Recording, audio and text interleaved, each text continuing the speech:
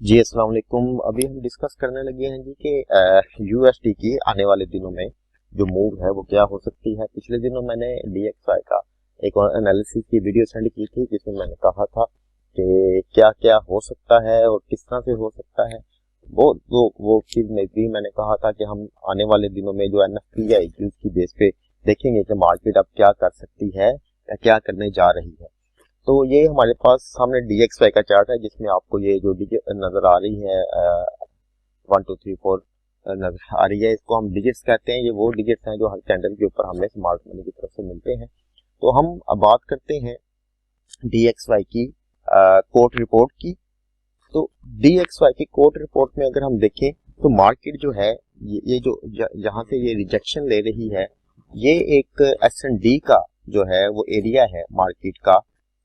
ये एरिया बनता है S&D का, रैली बेस और रैली का, और मार्केट यहीं से जो है वो रिजेक्ट हो रही है। और यहाँ पर अगर हम गौर करें तो मार्केट में जो बायर्स हैं वो भी निस्बतन आए हैं।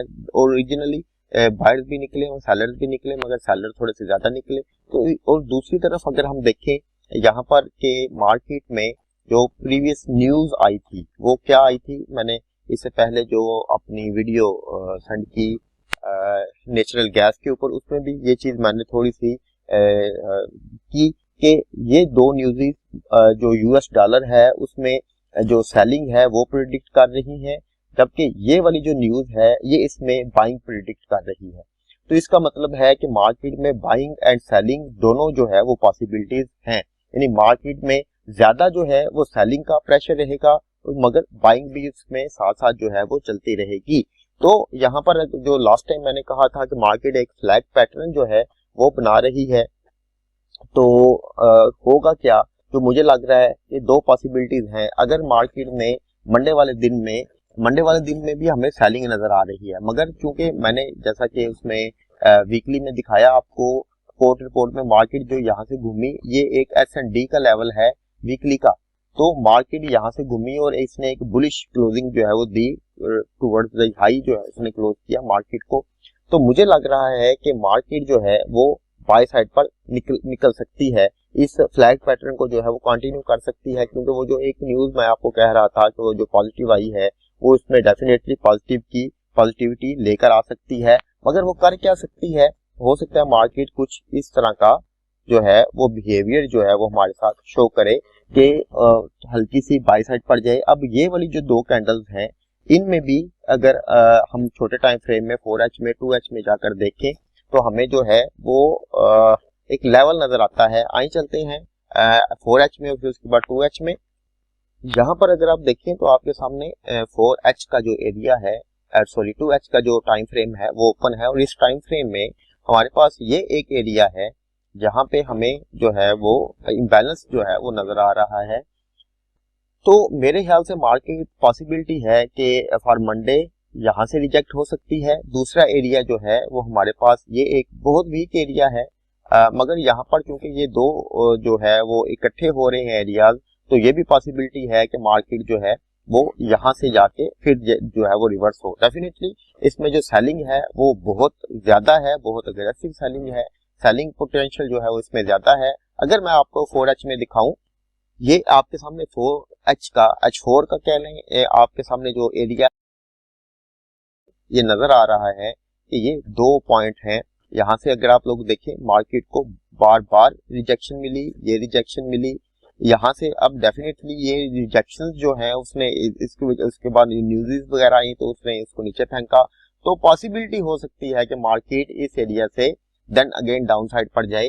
तो हमें क्या करना होगा कि हमें फॉर मंडे देखना होगा कि मार्केट जो है वो क्या बिहेवियर शो करती है इस फ्लैग पैटर्न को कंटिन्यू करने के लिए। पर चांसेस कम है कि मार्केट दोबारा से इस हाई को जो है वो टेस्ट करेगी।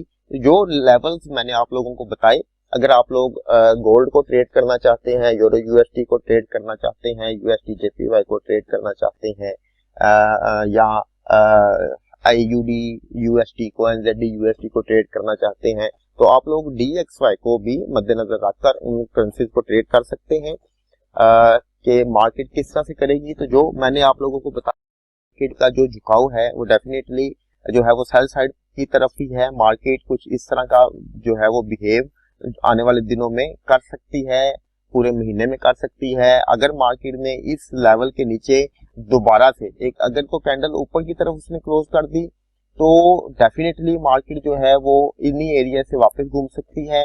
ये घूमेगी नहीं घूमेगी, घूमेगी तो उसकी पावर कितनी होगी, हमें कितना रिवार्ड लेना चाहिए, किन लेवल को जो है वो ट्रेड करना चाहिए, किन पेयर्स को ट्रेड करना चाहिए, ये इंशाल्लाह ताला जो है वो मैं अपने स्टूडेंट्स के साथ शेयर करता रहूंगा, उनको बताता रहूंगा। मगर ओवरऑल अगर हम बात करें DXY की, तो चूंकि उसने ये वाला लेवल जो है वो ब्रेक कर दिया है और यहाँ पर कंजक्शन कैंडल जो है वो उसने बना दी है, तो इसको ट्रेड करने के लिए डेफिनेटली हमें जो है वो मार्केट में इसका वॉल्यूम भी देखना पड़ेगा, प्लस हमें वेट करना पड़ेगा कि मार्केट जो है वो शो करती है और कल के दिन में USD जो है वो ऑर्डर्स क्या शो करती है। अगर तो स्टिल नेगेटिव ऑर्डर आए तो डेफिनेटली मार्केट में जो है वो सेलिंग आएगी। मैं इंशाल्लाह ताला इन्फॉर्म कर दूंगा आप लोगों को। मार्केट में सेलिंग आने की बहुत स्ट्रांग चांसेस बन जाएंगे, तो फेसबुक पर भी एक्टिव रहिएगा। अगर आप लोग मेरे वो ब्रॉडकास्ट लिस्ट में ऐड नहीं है तो मुझसे रब्ता कर लें, मैं नंबर दे दिया है नीचे, यहाँ पे आपको शो हो रहा होगा, मुझसे रब्ता कर लें, मैं आपको ब्रॉडकास्ट लिस्ट में ऐड कर लूंगा। तो उसमें मैं फर्दन जो है वो करेंसीज के बारे में जो है वो बताता रहता हूँ कि कौन सी करेंसीज में बाइंग आ रही है, कौन सी करेंसीज में सेलिंग आ रही है। मगर इन न्यूज़ के बिहाफ के ऊपर अगर हम बात करें तो यहाँ पर देखिए NFP अनएम्प्लॉयमेंट रेट भी नेगेटिव आया, नॉन फार्म एम्प्लॉयमेंट चेंज जो है वो पॉजिटिव आया, एवरेज आवरली अर्निंग, ये बहुत स्ट्रांग इम्पैक्ट होता है एवरेज आवरली अर्निंग का, बहुत स्ट्रांग इम्पैक्ट होता है। ये जो है ये वाली जो न्यूज है ये बहुत ज्यादा जो है वो आ गई, पॉजिटिव आ गई। 251 से कम होता अगर, तो 251K से कम होता तो डेफिनेटली इसके अंदर जो है वो सेलिंग पोटेंशियल थी, मार्केट सेल साइड पर आ सकती थी, तो फिर तो पक्की सेलिंग थी, फिर बाइंग का हमने जो है वो सोचना भी नहीं था। मगर चूंकि ये वाली जो न्यूज है ये पॉजिटिव आ गई, जिसकी वजह से मार्केट ने एक अग्रेसिव रिएक्ट किया, मार्केट बहुत अग्रेसिवली डाउन साइड पर आई और उसके बाद जो है मार्केट बाई साइड पर निकली। तो मेरे ख्याल से ओवरऑल इसमें चूंकि ज्यादा जो न्यूज़ है एवरेज आवरली अर्निंग दूसरी, उन दोनों को जो रेटिंग है वो नेगेटिव आई है, तो उस वजह से मैं समझता हूँ कि ये जो है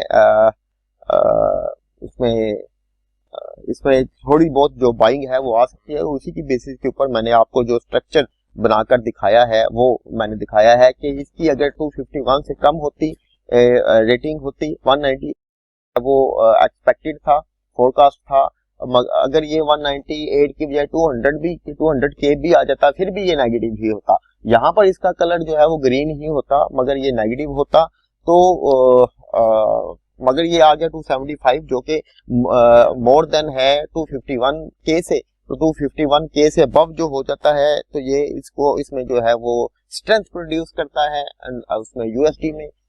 तो इस वजह से मैं कह रहा हूँ कि हो सकता है कि जो ऊपर वाले जो लेवल्स आप लोगों को मैंने बताए हैं मार्केट उन लेवल से जो है वो रिजेक्शन ले, और एट द एंड जो है वो जब मार्केट ने इस लेवल को ब्रेक कर दिया तो इस लेवल के नीचे कम से कम 2 कैंडल सस्टेन कर दी विद अग्रेसिव ऑर्डर्स के, बड़े ऑर्डर्स के साथ। तो मैं जो आने वाले दिनों में अगर मार्केट का यही बिहेवियर रहा और कुछ न्यूज़ भी हैं जो आगे आने वाले दिनों में हमें आती हुई नजर आ रही है, तो मैं मार्केट को इस लो तक आता हुआ देख रहा हूं, यानी कि 101 के लेवल तक, 101 तक मैं आता हुआ इसको देख रहा हूं। मगर डेफिनेटली उसमें थोड़ी सी अप्स डाउन मूव हो सकती है और माइट पॉसिबल कि ये एकदम से अग्रेसिव मूव भी दे सकती है। अगर आने वाले हफ्ते में जो है वो CPI कोर CPI वगैरह की न्यूज़ हैं वो भी अगर नेगेटिव आ गई तो फिर डेफिनेटली मार्केट जो है वो सेल साइड पर आएगी। यहाँ उस दौरान जो है ये ऑर्डर जो है उसी सेलिंग के ही जो है वो ऑर्डर हमें स्मार्ट मनी की तरफ से मिलते रहे, तो डेफिनेटली इसमें जो है वो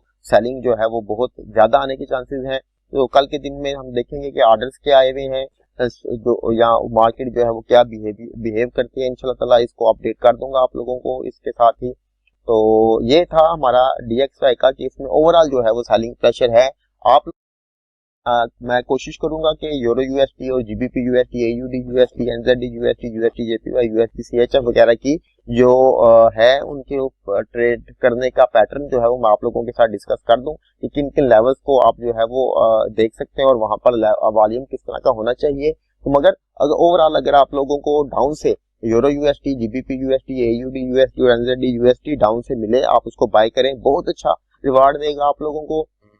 अगर आप लोगों को यूएसटी जेपीवाई, यूएसटी सीएचएफ और यूएसटी कैड जो है ये ऊपर के लेवल से मिले, सप्लाई लेवल से मिले या अच्छे किसी सुपर स्ट्रांग लेवल से मिले, तो आप उनको जो है वो सेल करें, बहुत अच्छा रिवार्ड मिलेगा। बाकी जो दूसरे हैं मतलब euro GBP, GBP CAD, GBP CHF, इनको अगर आप लोग छोड़ दें, सिर्फ इसके ऊपर भी इन 7 पेयर्स के ऊपर भी फोकस करें, तो आपको बहुत अच्छा जो रिवार्ड है वो मिल सकता है। और अगर हम बात करें गोल्ड की, तो उसके ऊपर भी बात करेंगे। गोल्ड में ओवरऑल जो है वो बाइंग के ऑर्डर काफी ज्यादा है।